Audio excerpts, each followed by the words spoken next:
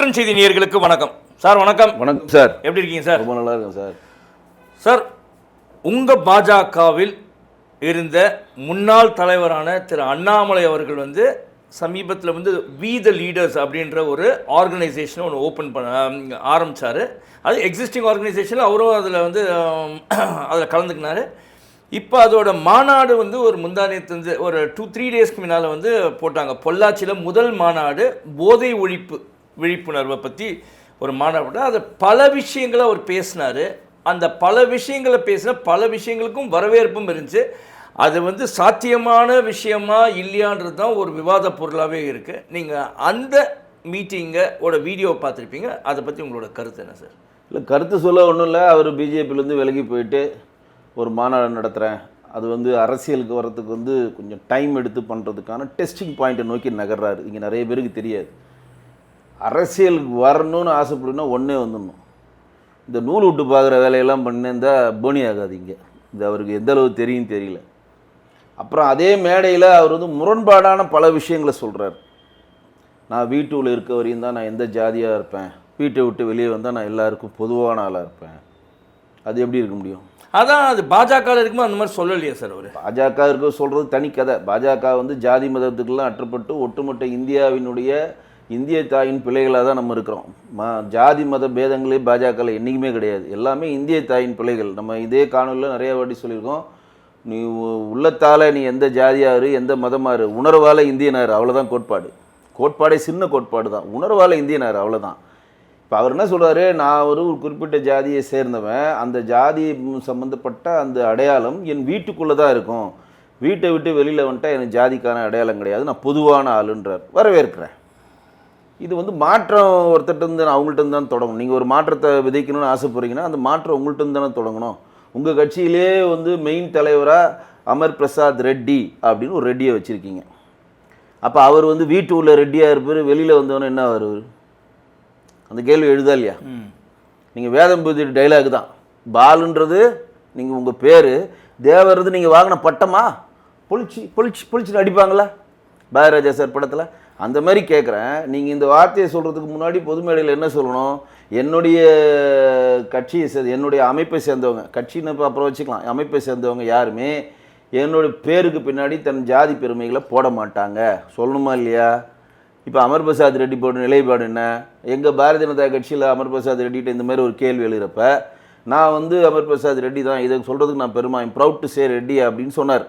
இது தேசிய கட்சி, எங்களுக்கு அதை பற்றி பிரச்சனை இல்லை. இன்றைக்கி மோடிஜி அவர்களோட உண்மையான பேர் நரேந்திர தாமோதர் தாஸ் மோடி, அட்டல் பிகாரி வாஜ்பாய், எல்லாமே கேஸ்ட்டு சேர்ந்து தான் வரும். அது நார்த் இந்தியனில் எந்த பிரச்சனையுமே கிடையாது.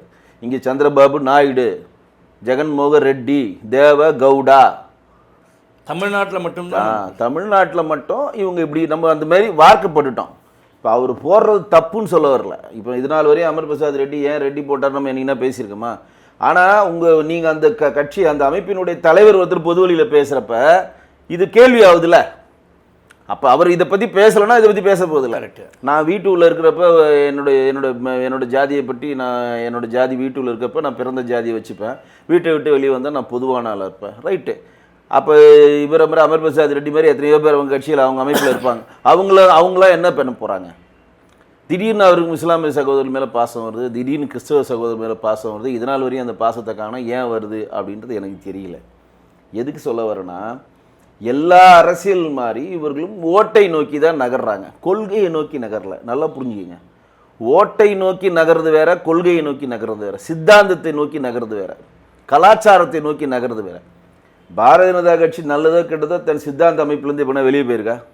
ஒரே சித்தாந்தம், தேசியம் தெய்வீகமும் இரு கண்கள், தீனதயாள் உபாத்யாயா எழுதிய ஒருங்கிணைந்த மனிதனே என்ற ஒரு சித்தாந்தத்தை நோக்கி தான் நம்ம நகர்றோம். இவ்வளோதான் சித்தாந்தம்.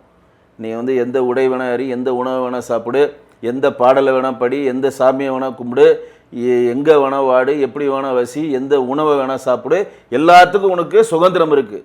நீ உள்ளத்தால் நீ எதுவாக வேணா இரு, உணர்வால் இந்தியனார். இதான் பிஜேபி சித்தாந்தம். அப்போ இது நாள் வரையும் சிறுபான்மையர் மக்களுக்கு மேல் இல்லாத பாசம் திடீர்னு வருது உங்களுக்கு பாசம். அப்போ நீங்கள் சொல்கிறது பார்த்தா அவர் பாஜக தலைவராக இருக்கும்போது சிறுபான்மையர் மீது பாசமே கிடையாது, வெறும் இந்துத்துவாவாக தான் இருந்தாருன்றீங்களா? ரைட்டா, இந்துத்துவா இருந்தாரா இல்லை பாசமாக இருந்தாரா தெரியாது. அங்கே பாரதிய ஜனதா கட்சியில் இருக்கப்போ அவர் பாரதிய ஜனதா கட்சியெல்லாம் வளர்க்கல, தனக்கான கட்டமைப்பை தான் வளர்த்துக்கிட்டு இப்போ வெளியே போயிருக்கார். இப்போ அங்கே என்ன முரண்பாடு வருதுன்ற சொல்கிறது புரிஞ்சுங்க. இங்கே இருந்து 10 லட்சம் பேர் போயிட்டாங்கன்னு சொல்கிறாரு அவர். டோட்டல் 20 லட்சம் பேரில் ஒரு 5 லட்சம் 1 லட்சம் பேரே வச்சுக்கோங்க, சும்மா ஒரு எக்ஸாம்பிள் சொல்கிறேன். 1 லட்சம் பேர் பாரதிய ஜனதா கட்சியிலேருந்து அவர்கிட்ட போயிட்டாங்கன்னு வச்சுக்கோங்க, ஒரு எக்ஸாம்பிள் சொல்கிறேன். அவங்க காலங்காலமாக எதில் ஊறியிருப்பாங்க? இந்துத்துவாவில் தானே ஊறியிருப்பாங்க, பாரதிய ஜனதாவோட கொள்கையில் தானே ஊறியிருப்பாங்க. இல்லை இன்னிலேருந்து உன் பேர் வந்து வெங்கடேசன் கிடையாது, இன்னிலேருந்து உன் பேர் அப்துல் காதர்னு சொன்னால் எப்படி ஒத்துப்பான் அவன்? முரண்பாடு புரியுதுங்களா? எதுக்கு நான் அதை குறிப்பிட்டு சொல்ல விரும்புகிறேன்னா, எந்த வேகத்தில் இவங்கெல்லாம் போனாங்களோ அதே வேகத்தில் திருப்பி வர போகிறாங்க எல்லாருமே. ஏன்னா அவங்க சித்தாந்தத்தை நோக்கி நகர்றவங்கள நகர முடியாதுங்க. நீங்கள் கழகங்கள் இருந்தீங்கன்னா பிரச்சனை இல்லை. ஏன்னா திமுகவும் அஇஅதிமுகவும் கிட்டத்தட்ட ஒரே கட்சி தான், கொடி தான் மாற்றம். கிட்டத்தட்ட இவங்க கொள்கை அவங்க கொள்கை ஒரே, அதனால் அவங்க போய் ஈஸியாக அடாப்ட் ஆகிக்கலாம். இப்போ பிஜேபியிலேருந்து திராவிட சித்தாந்தத்தில் போய் யாருன்னா ஒருத்தர் அடாப்ட் ஆகி பெரிய ஆளாக இருக்காங்களா? யாரும் ஒருத்தரை காட்டுங்க. பிஜேபி கட்சியில் இருந்து நான் திமுகவில் சேர்ந்து இன்றைக்கி பெரிய எம்எல்ஏ ஆகிட்டேன், எம்பி ஆகிட்டேன், ஒருத்தரை காட்ட முடியுமா? பிஜேபியில் இருந்து ஏடிஎம்கேல போய் நான் பெரிய ஆள் ஆகிட்டேன், எம்பி ஆகிட்டேன், ஒருத்தர் காட்ட முடியுமா? தாவேக்கால் ஆயிருக்காங்களே சார், அது தனி. நான் சொல்கிறது நான் அதனால முன்னாடி குறிப்பிட்டு சொல்ல விரும்புகிறேன். திமுக அஇஅதிமுக, தாவேக்கா இன்னும் கட்சியே ஆரம்பிக்கல. அவங்க வந்து ஒரு ரீல்ஸ் கட்சி. அது இப்போ தான் வந்துட்டு இருக்கு. எல்லாரும் வேறு இல்லாமல் உச்சாணிக்கு போன கட்சி வேற தேடி இப்போ அலைஞ்சிட்டு இருக்காங்க, தன்னுடைய ஆட்சியை நிலைபெறதுக்கான வேலையை பண்ணிட்டு இருக்காங்க. அப்போ நீங்கள் உங்களுக்கு கட்சியில் நான் 20 லட்சம் பேர் 10 லட்சம் பேர் சேர்ந்தேன்னு சொல்லி நாங்கள் இவ்வளோ 25,000 பேர் வந்துட்டாங்க, சேரெலாம் போட்டாங்க, சேரை மீறி நிற்கிறாங்கன்னு நீங்கள் சொல்கிறீங்க, வரவேற்கிறேன். இந்த 25,000 பேர் எங்கேருந்து வந்தாங்க? நீங்கள் ஸ்ட்ராங்காக இருக்கிற உங்கள் ஜாதிக்காரங்க ஸ்ட்ராங்காக இருக்கிற கொங்கு பெல்ட்டில் தான் நீங்கள் அந்த மாநாடை போடுறீங்க. ஃபஸ்ட்டு போதை ஒழிப்பு மாநாடுக்கு அதுக்கு சம்மந்தமே இல்லை, அது அரசியல் மாநாடு. சும்மா வச்சு ஆழம் பார்க்கலாம் எப்படி இருக்குது டெஸ்டிங், விஜய் எப்படி டெஸ்ட் பண்ணலாம், விஜயை டெஸ்ட் பண்ணுறாரு. நமக்கு 1 வருஷம் டைம் கொடுப்போம் ப்ரோ, அவங்களாம் இன்னும் கொஞ்சம் கற்றுக்கணும் ப்ரோ. செங்கோட்டையன் தவிர எல்லாம் புதுசாக வந்தவங்க, அதனால் இனிமேல் அவங்க அரசியல் கற்றுக்கிட்டு நல்லது செய்வாங்க. அவங்க 1 வருஷம் நல்லது செய்கிற வரையும் நம்மளாம் வாய் மூடி மௌனமாக வெட்டியாக உட்காந்துருக்கணும். அவங்க என்ன செஞ்சாலும் ரீல்ஸ் என்ன போட்டாலும் கம்முன்னு இருக்கணும். இப்போ ஒரு சின்ன குழந்தைய ஸ்கூலில் போய் அவமானப்படுத்தினாலும் தொழில்துறை அமைச்சரை நம்ம வரவேற்போம். தொழில்துறை அமைச்சருக்கு அம்மோனியா வாயுவில் கிட்டத்தட்ட 27 பேர் செத்து கிடக்கிறான். அங்கே போய் ஆய்வு கணக்க துப்பு இல்லை. போய் இப்போ சின்ன பசங்களை போயிட்டு நான் ஆய்வு பண்ணுறேன்னு சொல்லி ஆய்வு பண்ணி அந்த குழந்தையோட எதிர்காலத்தை கெடுக்கிறாங்க. ஒரு அம்மா ரீல்ஸ் போடுது, இங்கே பாருங்கள் எழும்பூர் மகப்பேறு மருத்துவமனையில் சுகாதாரம் இல்லை, சுத்தம் இல்லை, இங்கே ரொம்ப கஷ்டமாக இருக்குன்னா மறுநாளே தலைவர் ஆய்வுக்கு போகிறாருங்க. பத்தியா, நாங்கள் ரீல்ஸ் போட்ட மறுநாளே ஆய்வுக்கு போகிறோம். என்ன அப்போ ரீல்ஸ் நீங்கள் போட்டால் தான் வருவீங்களா? நீங்கள் சிங்கப்படை வந்து நாங்கள் கொடுக்குற ஃபோனை எடுக்க மாட்டேன்றாங்க, கம்ப்ளைண்ட் எடுக்க மாட்டேன்றாங்க. ஒரு பொண்ணு ஒரு லேடி ஃபோன் பண்ணுறாங்க. அது எங்கேப்பா அந்த இது வலைதளத்தில் வைரல் ஆகுது? விஜய் ஆண்டனி அதை வெளியிடுறாரு. சிங்கப்பண்ண நீங்கள் நார்மலாக நீங்கள் இப்போ ஃபேஸ்புக்கில் வீட்டுக்கு வீடு நடிகர் ஆகிட்டான், வீட்டுக்கு வீடு ஜேர்னலிஸ்ட் ஆகிட்டான், அவன் நோக்கத்துக்கு ஒன்று பேசிகிட்டு இருக்கான். அதை போய் ரீச் பண்ணுறது ரொம்ப கஷ்டம். அப்போ நீங்கள் எந்த கையால் முதல் கையால் குட்டுப்பட்டால் தான் அது ரீச் ஆகும். விஜய் ஆண்டனி அந்த வீடியோ எடுத்து அவருடைய ட்விட்டர் பக்கத்தில் வெளியிட்டவுடனே, எக்ஸ் வலைதள பக்கத்தில் வெளியிட்டவுடனே இன்றைக்கி சிஎம் கிட்ட அது போது இந்த மாதிரி சிங்கப்படை வந்து எங்களுக்கு கவனிக்கவே இல்லை, நாங்கள் சொல்கிறத கேட்க மாட்டோம் தான், எங்களுக்காக நிவாரணம் கொடுக்கலன்றது ஒரு கதை. அப்போ நீங்கள் எதுக்காக விஜய்க்கு நீங்கள் டைம் தரீங்க? நான் சொல்கிறேன், தாவேகாவும் பி த லீடர்ஸ் அப்படின்ற இந்த அமைப்பும் எதிர்காலத்தில் கூட்டணி அமைப்பதற்கான வேலையை தொடங்குறாங்களா?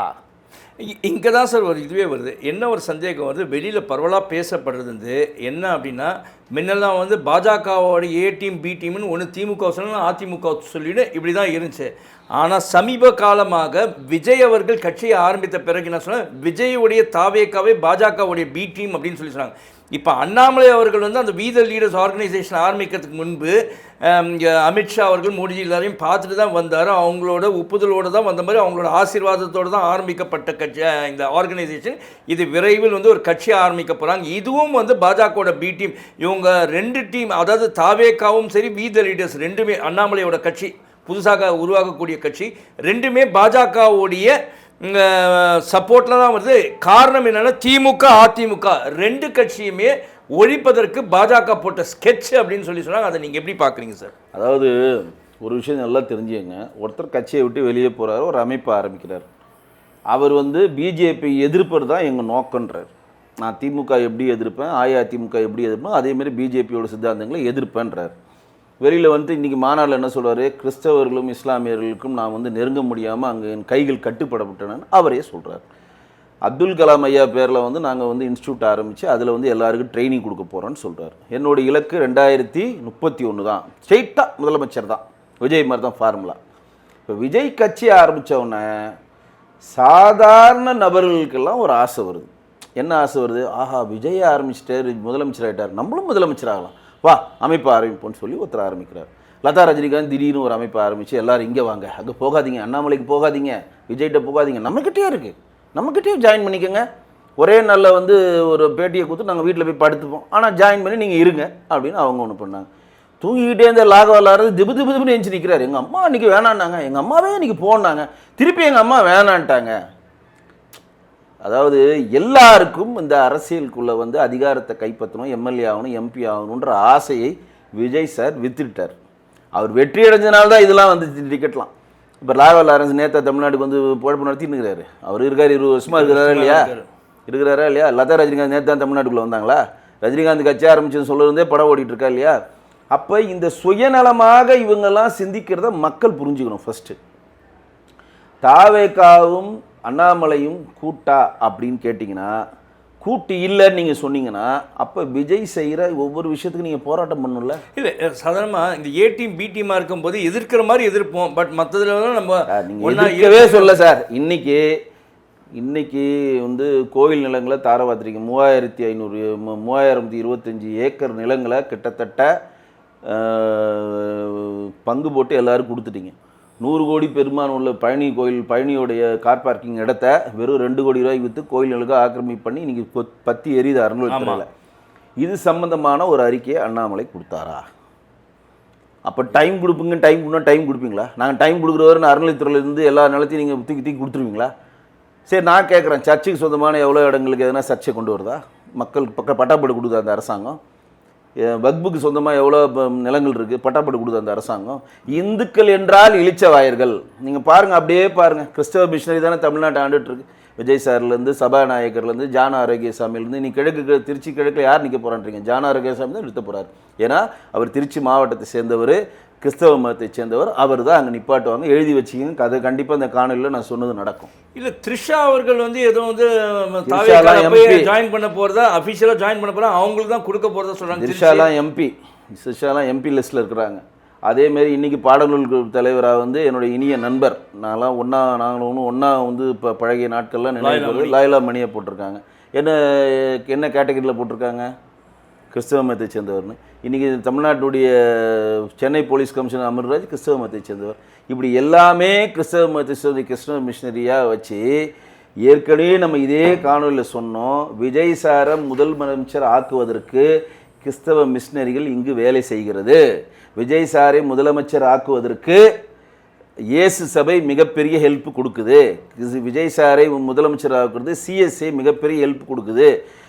இந்தியாவில் 27 மாநிலம் 7 யூனியன் பிரதேசம் இருந்தாலும் ஜெகன்மோகன் ரெட்டியிடம் மட்டும்தான் விஜய் நெருக்கமாக இருந்தார்ல.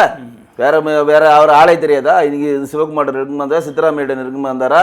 நம்ம பினராயி விஜயன் நெருக்கமாக இருந்தாருன்னா விஜய் பட்நாயக் இருந்தாரா? கெஜ்ரிவால்கிட்ட இருந்தாரா? யார்கிட்டையுமே நெருக்கமாக இல்லை. அதுவும் தோத்த. ஆனால் ஜெகன்மோகன் ரெட்டிக்கும் இவருக்கும் இருக்க உறவு என்னன்னா, அவருடைய தம்பியும் இவரும் லாயலா காலேஜில் கிளாஸ். அதெல்லாம் ஒன்றும் கிடையாது, அதெல்லாம் ஒன்றுமே கிடையாது. கிறிஸ்தவ மிஷினரி தான் அது. நீங்கள் நினைக்கிறீங்க அப்படி, அது சும்மா முடிச்சு போடுறாங்க. ஜெகன்மோகன் ரெட்டியோடைய ரிலேட்டிவ் கல்யாணத்துக்கு விஜய் சார் போனார். லீ மெடின் ஹோட்டல் கிளாஸ்மேட் இவரோட. அதாங்க, லீ மெடின் போனாரா இல்லையாங்க? ஜெகன்மோகன் ரெட்டியை உடை இவர் அணிஞ்சாரா இல்லையாங்க? பின்னாடி ஜெகன்மோகன் ரெட்டி என்னென்ன பண்ணாரோ, ஜெகன்மோகன் ரெட்டி ஜெயிச்சு வச்சது யார்? அப்போ அதே ஜான ஆரோக்கியசாமிங்க. ஜனசேனாவுக்கும் இருந்தார், அவர் இவருக்கும் இருந்தார், நம்ம பவன் கல்யாணத்துக்கு இருந்தார். அப்போ அந்த ஃபார்முலாவில் அந்த கிறிஸ்டின் மிஷினரி வந்து பின்னாடி இருந்து ஒர்க் பண்ணுது. அந்த ஒர்க் பண்ணுறப்ப தான் ஒட்டுமொத்த ஹாட் கேக்காக அவர் கிறிஸ்தவ ஓட்டுகளை. அதனால தான் இன்றைக்கி திமுக தலையில் துண்டை போட்டு உட்காந்துருக்கு. சரிங்களா? அதே மாதிரி இஸ்லாமிய சகோதரர்களுக்கும் ட்ரை பண்ணுறாங்க. அதில் ஒரு 50% திமுக இருக்குது, 50% இங்கே இருக்குது. இன்னும் வந்து திமுக பாரதியாக எதிர்க்கிற ரீசன் வந்து இந்த சிறுபான்மையர் ஓட்டு நம்மக்கிட்ட இருக்கணும் அப்படின்னு தான். இன்றைக்கி தீபத்தூனில் இன்னைக்கு உங்களுக்கு ஒரு சிம்பிள் எக்ஸாம்பிள் சொல்கிறேன். நீங்கள் கிறிஸ்தவ மிஷினரி இல்லை, இவங்க சிறுபான்மைக்கான ஒரு ஆட்சியை தான் செய்கிறாங்கிறதுக்கான ஒரு சிறிய எக்ஸாம்பிள் சொல்கிறேன். ராஜ்மோகன் பேசுகிறார். ஃபர்ஸ்ட் என்ன சொல்கிறாரு? Praise the Lord. ராஜ்மோகன் கிறிஸ்தவ மதத்தை சேர்ந்தவர் தான், தெரியுங்களா உங்களுக்கு? பிரைஸ் த லார்ட் அப்படின்றார். அதுக்கப்புறம் அஸ்லாமும் அலைக்குன்றார். அதுக்கப்புறம் நீங்கள் என்ன சொல்லணும்? ஒன்று வெற்றிவேல் முருகனுக்குன்னு சொல்லணும், வெற்றிவேல் முருகனுக்கு அரோகரா சொல்லணுமா இல்லையா? இல்லை கோவிந்தா சொல்லணும், இல்லை ஜெய்காலி சொல்லணும். ஏதோ ஒரு இந்து முறைக்கான அந்த இது சொல்லாமல் பிற்போக்கும் எல்லாம் உயிருக்கும். அது என்னது பிற்போக்கும் எல்லா உயிருக்கும்? பிற்போக்கும் எல்லா உயிருக்கும் இந்துத்துவாவுக்கும் என்ன சம்மந்தம் இருக்கு? பிற்போக்கும் எல்லா உயிருக்கும் சிறப்போவா செய்தொழில் வேற்றுமையெல்லாம் நீ பிறப்பால் எல்லாரும் சமம், நீ என்ன தொழில் செய்கிறியோ அதுக்கேற்ற மாதிரி உன் ஏற்றத்தாழ்வை அடைய வந்தானே அந்த குரலோட பொருள். அப்போ நீ என்ன பிரைஸ் த லார்டுன்ற அஸ்லாமும் அலைக்குன்ற, அப்புறம் நீ என்ன சொல்லணும்? உங்க ஆள் தான் போய் திருச்செந்தூர்ல போய் வேலை எடுத்தார்ல, வெற்றிவேல் முருகனுக்கு அரோகரா. நீ எங்கேருந்து பேசுற? நீங்க எந்த மேடையிலேருந்து பேசுறீங்க? அந்த மேடையில இருந்து பேசுறது கரூர்ல இருந்து பேசுற. கரூர்ல ஃபேமஸான என்ன கோயில் இருக்கு? அந்த கோயிலுக்கான வணக்கத்தை நீ சொல்லணுமா இல்லையா? மோடிஜி அவர்கள் எந்த கூட்டத்தில் போனாலும் அந்த கூட்டத்தில் அங்கே பிரசித்தி பெற்ற கோயிலை தான் முதல்ல மேற்கோள் காட்டுவார். அந்த கோயிலை வணங்கி நான் ஸ்டார்ட் பண்ணுறேன், மதுரை மீனாட்சி அம்மனை வணங்கி மதுரையில் ஸ்டார்ட் பண்ணுறேன், ஒத்தக்கடையில் மீட்டிங் நடப்ப மீனாட்சி அம்மன் வணங்கி நான் ஸ்டார்ட் பண்ணுறேன், ஆண்டாள் அழகர் கோயிலை வந்து நான் வணங்கி விட்டு வந்தேன், அப்படி தான் ஸ்டார்ட் பண்ணுறப்ப அப்போ இங்கே நடக்கிற ஆட்சி கிறிஸ்தவ மிஷினரி ஆட்சி நான் சொல்கிறது நீங்கள் உங்களுக்கு புரியுதா இல்லைங்களா? அப்போ நீங்கள் போட்ட எல்லாருமே பெரிய ஆளெல்லாம் கிறிஸ்தவ மதத்தை சேர்ந்தவர்கள். லாவா லாரன்ஸ் அதுக்கு தான் அவருக்கு ஒரு சந்தோஷம் வந்துச்சு. ஐயோ நம்ம தேவையில்லாமல் ராகவேந்திராவை கும்பிட்டோமே, இப்போ இதுலேருந்து நம்ம பேக் ஆயிடுச்சு, நம்ம முன்னாடியே ராகவா லாரன்ஸாக இருந்து நம்ம கிறிஸ்தவ மதத்தை சேர்ந்தவராக இருந்தால் இன்றைக்கி ஒரு மினிஸ்டர் ஆகிருக்கலாமே, நம்ம இப்போ ராகவேந்திரா நடுவில் வந்து நமக்கு ஒரு செக்கை வச்சுட்டாங்களே அப்படின்னு தான் அவர் ஃபஸ்ட்டு ஒரு நூல் விட்டார், வேலைக்கு ஆகல, திருப்பி வந்தார், மக்கள்லாம் சொல்லிட்டாங்க நான் அப்புறம் வரேன் அப்படின்னு டாபுக்குன்னு போயிட்டார். இப்போ அவரே எப்படி ப்ராக்டிஸ் பண்ணாரோ அதே ஸ்டாட்டிஸ் தான் இன்றைக்கி அண்ணாமலை பண்ணுறாரு. பட் நீங்கள் என்னதான் சொன்னாலும் விஜய் அவர்கள் பொட்டோட தானே சார் இல்லை இந்து மதத்தை வந்து அந்த இந்து கடவுளை கும்பிடுற மாதிரி தான் இருக்கார். ஏன்னா அவர் சாய்பாபா கோயில் வேறு கட்டி நடத்திட்டு இருக்காரு சார். வந்து விஜய் சார் வந்து இந்து மதத்தை வந்து வெறுக்கிறாரு, இந்து கோவிலுக்கு வரல, இந்து துவேஷம் பண்ணுறாரு நான் எங்கேயுமே குறிப்பிட்டு சொல்ல விரும்பலை. அதிகாரமிக்க பவர் செக்டாரை கிறிஸ்தவ மதத்தை சேர்ந்தவர்களுக்கு கொடுக்குறாருன்னு தான் நான் சொல்கிறேன். நான் எங்கேயுமே அவர் வந்து இந்து மதத்தில்னா அவரே கயிறு கட்டியிருக்காரு, பொட்டு வச்சிருக்காரு, பொட்டு முதலமைச்சர் கூட சொல்கிறாங்க. அவர் வந்து இன்னைக்கு வந்து ஜிஸ்டி பொட்டை வச்சிருக்காரு. எல்லாமே அதெல்லாம் நான் எதுவும் சொல்லலை. அவர் திருச்செந்தூரில் போய் நான் நடுவில் போயிட்டு அவர் வேலெலாம் எடுத்துகிட்டு போயெல்லாம் போய் இது பண்ணிட்டு வந்து பூஜைலாம் பண்ணிட்டு வந்தேன். நான் அதை சொல்ல வரல. நான் குறிப்பிட்டு சொல்கிற இந்த லிஸ்ட்டில் இருக்கவங்க எல்லாருமே மேஜரான பவர் செக்டாராக இருக்கிறவங்க அனைவருமே கிறிஸ்தவ மதத்தை சேர்ந்தவங்க இருக்காங்க. அந்த கம்யூனிட்டி இவரை ஆட்டி படைக்குதுன்றீங்களா? அந்த கம்யூனிட்டியை ஆட்டி படைக்கல, அந்த கம்யூனிட்டி தான் இவங்களை கொண்டு வந்துச்சு. ஒரு எக்ஸாம்பிள் சொல்கிறேன், இதுக்கு யாருக்குமே இந்த செய்தி தெரியாது. தாவேகா ஜெயிச்சதுக்கு நீங்கள் எல்லாம் விஜய் தான் காரணம்னு நினச்சிட்டு இருக்கீங்க. நல்லா புரிஞ்சுங்க, இங்கே கூட மக்கள் கூட புரிஞ்சுக்கணும். தாவேகா ஜெயிச்சதுக்கு விஜய் காரணம் அல்ல. தாவேகா ஜெயிச்சதுக்கு முதல் காரணம் ஆதவ் அர்ஜுனா. எப்படி சொல்கிறேன்னு கேளுங்க. ஆதவ் அர்ஜுனா வந்து ஐபேக்கில் ஒர்க் பண்ணுறார். திமுக 2021 ஜெயிக்கிறதுக்கு பிரசாந்த் கிஷோட ஐபேக்கில் ஒர்க் பண்ணுறப்ப ஒட்டுமொத்த திமுகவுடைய டீட்டெயில்ஸ் அவர்கிட்ட இருக்குது, பேக்கேஜாக பென்ட்ரைவில். திருப்பி விடுதலை சிறுத்தைகள் கட்சிக்கு வராரு. ஒட்டுமொத்தமாக அவர் தான் வந்து மாநாடு நடத்தலாம் சொன்னாங்க. எப்படி பூத்து போடணும், எப்படி வந்து நம்ம வந்து வெளியூர்கள்லாம், அதாவது வெளி மாநிலங்களில் மும்பையில் எப்படி போட்டியிடணும், கேரளாவில் எப்படி போட்டியிடணும், கர்நாடகாவில் எப்படி போட்டிடணும், கட்சியை விரிவுபடுத்தணும். நம்மக்கிட்ட வந்து பெரிய செக்டர் இருக்குது, நம்மக்கிட்ட வந்து பூத் லெவல் ஆட்கள் இருக்கிறாங்க, எல்லாம் 234 பூத்துலேயே நம்ம ஆள் போட முடியும் அப்படின்னு சொல்லிட்டு விடுதலை சிறுத்தைகள் கட்சிகளுடைய ஒட்டுமொத்த டேட்டாவையும் அவர் கையில் வச்சுக்கினார். நல்லா புரிஞ்சுங்க, திமுகலேருந்து டேட்டா கையில் வச்சிருக்காரு. டேட்டா அனலிஸ்ட் தான் அவர் வேலையை. விடுதலை சிறுத்தைகளுக்கு வச்சுட்டு ஒட்டுமொத்த டேட்டா வந்துட்டாங்க. அப்போ நல்லதோ கெட்டதோ 1.5 கோடி பேர் திமுகவுடைய உறுப்பினர்கள் டேட்டா, ஒரு 50 லட்சம் பேர் நம்ம விடுதலை சிறுத்தைகள் கட்சிகள் டேட்டா, தாவேகால ஆன்லைனில் போடுறானுங்க பாருங்க, ஆன்லைனில் நான் உறுப்பினர் ஆகிட்டேன்ட்டு ஒரு 1 கோடி பேர் டேட்டா. இந்த டேட்டாவை பிரிக்கிறார், வாட்ஸ்அப்புக்கு பிரிக்கிறார். ஒரு குழுவாக பிரித்து டெய்லி விஜய் சம்பந்தமான வீடியோஸ். நீங்கள் போய் எங்கள் பேத்தி சொல்லிட்டா போட்டேன், பேரன் சொல்ல, அதெல்லாம் கிடையவே கிடையாது. எல்லாருடைய வலைதளத்தில் நீங்கள் திறந்தீங்கன்னா விஜய் தான் வருவார். அவங்க வாட்ஸ்அப்பில் ஒட்டுமொத்த டேட்டாவுக்கும் அவங்க டீம் ஃபார்வர்ட் பண்ணுது. அவங்களுடைய வாய்ஸ் ஆஃப் காமன் ஒரு டீம் வச்சுருக்காரு இங்கே ஆதவ் அர்ஜுனா சார். அந்த வாய்ஸ் ஆஃப் காமனை வச்சு, ஏன்னா இந்த விஷயம் நிறைய பேருக்கு தெரியாது, வாய்ஸ் ஆஃப் காமன் அதை வச்சுக்கிட்டு எல்லாத்தையும் பண்ணுறாரு. அந்த இதில் என்ன, விஜய் நெகட்டிவாக பண்ணாலும் அந்த நெகட்டிவாக பாசிட்டிவாக ஒருத்தங்க பேசுவாங்க. ஏங்க அவர் ஒரு பொண்டாட்டி என்னங்க வச்சுக்கிறது, குப்பை பெருக்கிறவங்க கூட 2 பொண்டாட்டி வச்சுக்கிறான், எங்கள் தலைவரை வச்சுக்கூடாதுங்க. எப்படி அவர் நெகட்டிவாக பாசிட்டிவ் ஆக்குறாங்க. ஏங்க அவருக்கு சங்கீதா போனா இல்லைங்க, நான் அவருக்கு மனைவியாக இருக்கேன், தங்கச்சியாக இருந்தால் இனிமேல் மனைவியாக இருந்தால் கூட இருப்பேங்க.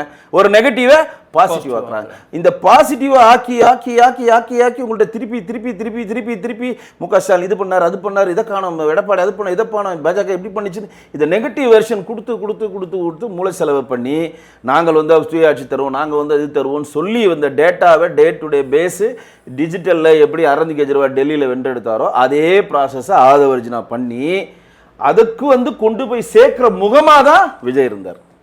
இப்போ ஒரு எக்ஸாம்பிள் சொல்கிறேன். ஆதவர்ஜினா தாவேக்காக வரல, புசியானதை வைத்தா ஒரு தொகுதியில் கூட அவங்க ஜெயிச்சிருக்க மாட்டாங்க. நான் இட்டாண்டு போடுறதா அவர் வேலையை பண்ணுவார். அவர் இந்த கிரவுண்ட் ஒர்க் அவர் பண்ண மாட்டார். அவர் ரசிகர்களை ஒருங்கிணைப்பார். ஒரு படத்தை ஓட வைக்கிற ரசிகர்களை ஒருங்கிணைக்கிற டேலண்ட் இருக்கு, மாநாடு நடத்துகிற டேலண்ட் இருக்கு. ஓட்டு வாங்குறது டிஜிட்டல் ஓரியன்ட் ஓட்டு. இது புரிஞ்சுக்கங்க. தாவேக்காக்கு என்றைக்கு ஆதவர்ஜினா வந்தாரோ அன்றைக்கு விஜய்க்கு விடிவு காலம் பிறந்தது. அன்றைக்கு தான் அவருக்கு பணமும் கிடையாது. அதுக்கப்புறம் தான் அவர் தனி விமானத்தில் பறக்க ஆரம்பிச்சார். அவர் கூண்டு கிளியா அப்பதான் ஆக்குனாங்க. அவரை நெருங்க முடியாத ஒரு சக்தியை அப்பதான் ஆக்குனாங்க. சார் நீங்கள் அதிகமாக பேசக்கூடாது, நாங்கள் பேசிக்கிறோம், நாங்கள் சொல்கிறது மட்டும் தான் நீங்கள் கேட்கணும், நீங்கள் எதுவுமே பேசக்கூடாது, வந்து 4 வார்த்தை பேசணும், இதை வச்சு நம்ம பண்ணிடலாம் அப்படின்னு அவரை ஒரு மையப்பொருளாக வச்சு இங்கே இருக்கக்கூடிய கிரவுண்டு ஒர்க் எல்லாம் விடுதலை சிறுத்தைகள் கட்சியில் திருடின டேட்டாவையும் திமுகவில் திருடின டேட்டாவும் வச்சு மிகப்பெரிய லெவலில் டிஜிட்டல் மார்க்கெட்டிங் பண்ணி அதை கட்டமைப்பாக உருவாக்கி அதில் பிரசாந்த் கிஷோர் மூலம் அவருக்கு 2021 என்ன பண்ணாங்க, நீங்கள் செல்லை திறந்தீங்கன்னா ஸ்டாலின் தான் வராரு, விடியல் தர போறாரு, மொட்டை போட போறாருன்னு வந்துச்சா இல்லையா? எவன் திறந்தாலும் வந்துச்சா இல்லையா? நீங்கள் எந்த யூடியூப்ல போங்க, நீங்கள் போயிட்டு கலை சம்பந்தமான யூடியூப் பாருங்க, ஸ்டாலின் தான் வருவார். ஒரு ஆன்மீக சம்பந்தமான யூடியூப் பாருங்க, ஸ்டாலின் வருவார். சினிமா சம்பந்தமான யூடியூப் பாருங்க, ஸ்டாலின் வருவார். நாசாவை பற்றி தெரிஞ்சுக்கலாம், விண்வெளியை பற்றி தெரிஞ்சுக்கலாம்னு பார்த்தாலும் ஸ்டாலின் வருவார். ஆவிகளை பற்றி தெரிஞ்சுக்கலாம், ஆவிகள்லாம் நமக்கு என்னென்ன பண்ண போகுதுன்னு ஆவிகளை பற்றி நீங்கள் நோட் பண்ண போனாலும் ஸ்டாலின் வருவார். இது எதுக்கு சொல்லணும்னா திறந்தாவே அவர் தான் வருவார். அதே ஃபார்முலாவை பிரசாந்த் கிஷோர் வந்து கற்றுக்கிட்ட திரு ஆதவர்ஜினா முழுக்க முழுக்க டிஜிட்டல் மார்க்கெட்டிங் பண்ணி இன்றைக்கு தாவேக்கா வெற்றிக்கு உதவுனார். அப்போதான் திருப்பி நான் குறிப்பிட்டு சொல்ல விரும்புகிறேன், தாவேக்கா இன்றைக்கு மிகப்பெரிய லெவல் வெற்றி பெற்றிருக்குன்னா அதற்கு காரணம் ஆதவ் அர்ஜுனா மட்டும்தான். அதான் அந்த பேசும் பொருளை கொண்டு போய் சேர்த்தது தான் மாண்புமிகு முதல்வர் திரு விஜய் சார். இதை வந்து இங்கே இருக்கக்கூடிய மக்கள் புரிஞ்சுக்கணும். இதை மாதிரி ஈஸியாக நோவாமல் ஒருத்தர் வந்து நொங்கு தின்னு முதலமைச்சர் ஆகிட்டாரு, நம்மளும் நோவாமல் நொங்கு திங்கி முதலமைச்சர் ஆகலான்னு தான் ஒருத்தர் புறப்பட்டு இருக்கார். வி த லீடர்ஸ் அப்படின்னு நாமளும் வருவோம். ரைட். நேர்காணலின் இறுதியான ஒரு கேள்வி என்ன அப்படின்னு பார்த்தீங்கன்னா, இங்கிலீஷில் ஒரு ப்ராபம் இருக்குது சார். அதாவது a person who can steel for you can also steel from you. நான் உங்களுக்கோசம் ஒரு பொருளை திருடுறேன்னா உங்ககிட்ட திருட மாட்டேன்றதுக்கு என்ன நிச்சயம் இருக்குது அப்படின்ட்டு. அதாவது ஆதவர்ஜுனா வந்து திமுகலேருந்து டேட்டாவை எடுத்துகிட்டு வந்தார், விடுதலை சிறுத்தைகள்லேருந்து டேட்டா எடுத்துனாரு. அதே மாதிரி தாவேக்காவுடைய டேட்டாவும் அவர்கிட்ட இருக்குது. இதே ஆதவர்ஜுனா அங்கேருந்து கொண்டு வந்த மாதிரி நாளைக்கு விஜய்க்கு துரோகம் செய்ய மாட்டாருன்னு என்ன நிச்சயம் இருக்குது சார்? இல்லை, அவங்களுடைய போஸ்ட் பிளானே என்னன்னா, மார்ட்டினுடைய குடும்பம் ஒவ்வொரு இடத்திலும் தன் கிளைகளை பரப்புறது, ஒவ்வொருத்தர்லையும் அதிகாரம் இருக்காது. நான் அது எப்படி சொல்கிறதுனா, ஆதவர்ஜுனாவுடைய மச்சான் இருக்கார் பாருங்க, சார்லஸ். ஆமாம், ஜோஸ் சார்லஸ். அவர் நம்ம வந்து வலைதளத்தில் பேச முடியாத வார்த்தைகளால் சொல்கிறார். அது வந்து வர்ணிக்க முடியாத வார்த்தைகளை திட்டுறாரா இல்லையா? ஆமாம், திட்டுறாரா இல்லையா? அப்போ நமக்கு என்ன வருது, இவங்க 2 பேர் பயங்கர பகையில் இருக்கிறாங்க போல இருக்கு. ஏன்னா பொம்பளைங்களாம் ஜோஸ் ராயல் கார் வாங்கி கொடுக்குறேன்றார், இதோட ஒரு அவச்சொல் என்ன இருக்குது, என் தங்கச்சியை குடும்பப்படுத்துறேன்றார். அப்போ நம்ம என்ன நினைக்கிறோம், வெளியிலேருந்து இவங்கெல்லாம் பிரிஞ்சு இருக்கிறாங்க போல இருக்கு. ஆதவர்ஜுனா ஒய்ஃபுக்கு அவங்களுக்கு சண்டை போல இருக்கு. அவங்க குடும்பத்தை விஷயத்துக்கு பொது வழியில் பேசுறதுக்கு நம்ம வந்து சங்கடப்படுறோம், இருந்தாலும் அதை சொல்லணும். மாமனாரோட ஒரு மியூச்சுவல் இல்லை போல இருக்குன்னு இப்படி நம்ம நினச்சிட்டு இருக்கோமா? ஆதவர்ஜுனா பதவியாக இருக்கிறப்ப உட்காந்து 2 பேர் அழுகிறாங்க. யார்? அவங்க மனைவி எழுதுறாங்க, மாமனார் ஆனந்த கண்ணீர் விடுகிறார். என்ன ஆனந்த கண்ணீர்? பர்மாவிலேருந்து நம்ம வந்தோம், மஞ்சள் பை தூக்கிட்டு வந்தோம். இன்றைக்கி நம்ம எவ்வளோ கோடியை சம்பாதிச்சாலும் நம்ம மருமக முதல் எம்எல்ஏ ஆகிட்டார், நம்ம மகன் அங்கே எம்எல்ஏ ஆகிட்டார். கரெக்டா? அப்போ என்னன்னா, இவர்கள் எல்லாம் ஒரு சிண்டிகேட். நம்ம பொண்டாட்டியும் எம்எல்ஏ ஆகிட்டோம், லீமா ரோஸ். அவங்க 2-3 பசங்க இருக்காங்க, எல்லாரையும் எம்எல்ஏ ஆகிறதுக்கு எதனா ஒன்று பண்ணலாமா அப்படின்ற ஒரு ப்ராசஸ். என்னென்னா, விஜய் சார் வந்து ஏதாவது வழக்கில் நல்லா தெரிஞ்சுங்க, ஆதவர்ஜுனா யாருன்னா முன்னாள் ஓபிஎஸ். ஆதவர்ஜுனா எந்த பிள்ளை இருக்கார்? முன்னாள் ஓபிஎஸ்ல ரெடியாக இருக்கார். இப்போ சிபிஐ வழக்கோ வேறு ஏதோ ஒரு வழக்கில் ஒரு விஜய் சாருக்கு 3 வழக்கு போயிட்டுருக்கு. ஒன்று கரூர் சிபிஐ வழக்கு போயிட்டுருக்கு, இன்னொன்று இன்கம் டேக்ஸ் வழக்கு போயிட்டுருக்கு, இன்னொன்று வந்து ரோஸ் ராய்ஸ் காருக்கு வந்து டேக்ஸ் கட்டலன்ற அந்த வழக்கு. இப்போ புலிப்படத்துக்கு இன்கம் டேக்ஸ் அது வழக்கு, இன்கம் டேக்ஸ் வழக்கு. ஏதோ ஒன்றில் பைக்கு நம்ம அப்படி நினைக்கல சொல்கிறேன், ஏதோ ஒன்றில் வந்து அவர் வந்து தண்டனை பெறுறாருன்னு வச்சுக்கிட்டாருன்னா அப்போ ஓபிஎஸ்ஸாக யார் மாறுவாங்க? ஆதவ் அர்ஜுனா மாறுவார். இதற்காக அவர் வெயிட் பண்ணிட்டு இருக்காரு. இது விஜய் சார் புரிஞ்சுக்கணும். மிக்க நன்றி சார். நன்றி. நன்றி நேயர்களே.